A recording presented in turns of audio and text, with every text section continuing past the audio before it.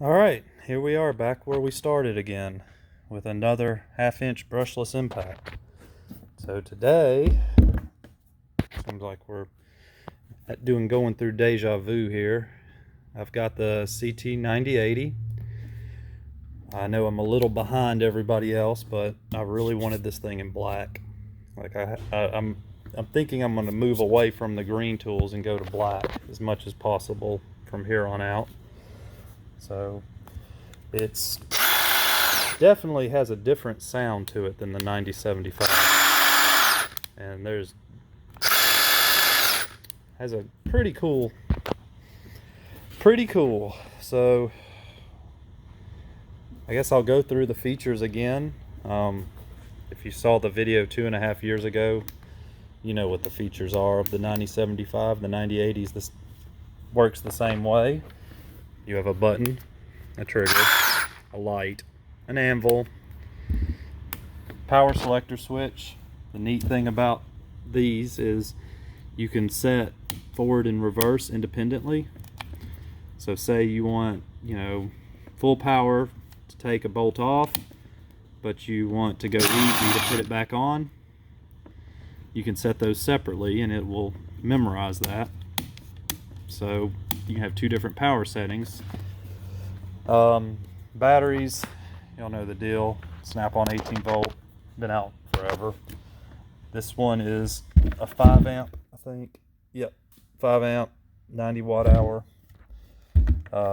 Still doesn't fit. They still haven't released the new battery. It's been now July of 19 is when the 9075 came out. And here we are in November of 21, so that's got to be 2.5 years, and they still haven't released the new battery yet. Yeah, whatever. So, see what else there is to say. It's got a steel cage around the motor, brushless, lithium ion, yeah, all the good stuff. I do like the grip. All of Snap-on's new power tools have a new grip that doesn't swell up when you get a bunch of gunk on it. And I think that's about all to say about that. But Snap-on advertised this as a Milwaukee killer. So, is it a Milwaukee killer? And that's what we're going to find out. Not in this video. You have to come back for that. I don't have time to do all that tonight. I just thought I would reveal to the world the awesomeness that is this black CT9080.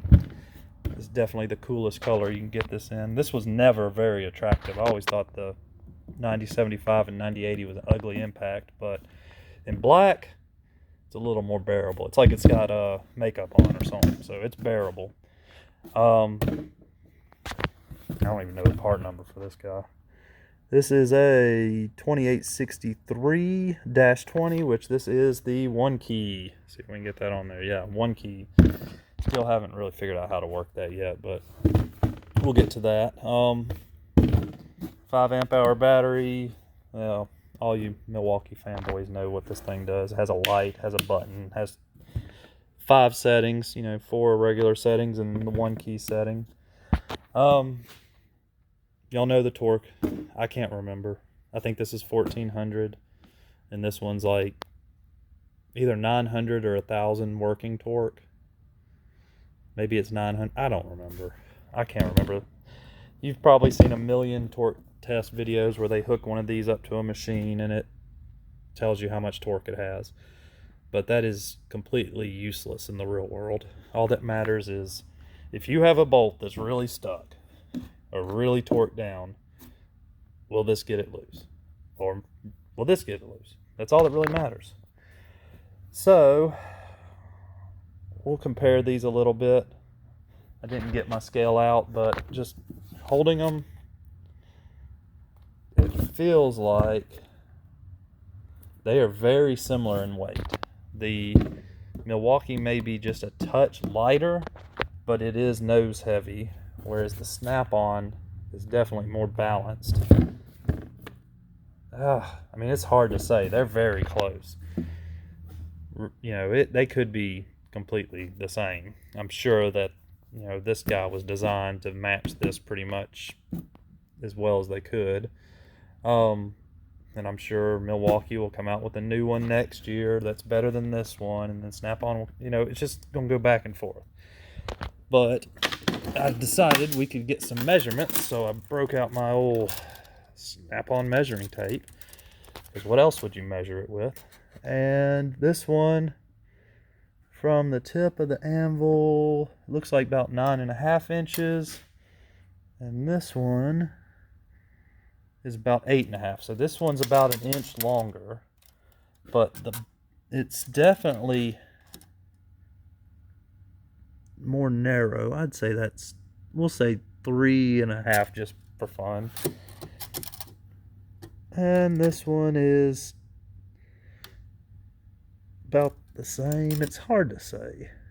It's really about 3.25, and then that little vent makes it a little more. And this one's about 3.5. It's hard to say, but it definitely appears the Milwaukee, well, slightly thicker on the Milwaukee, definitely shorter.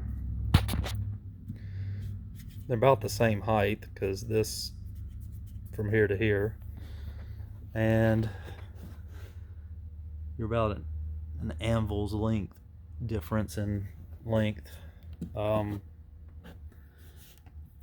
But if you actually line the batteries up, they're really close. Like, that's really close.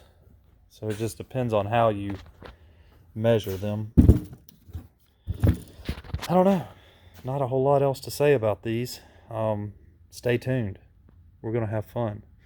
I don't have time tonight, but we're going to find some stuck bolts. We're going to break some bolts, I'm sure. I mean, that's pretty much what these things are, is bolt breakers.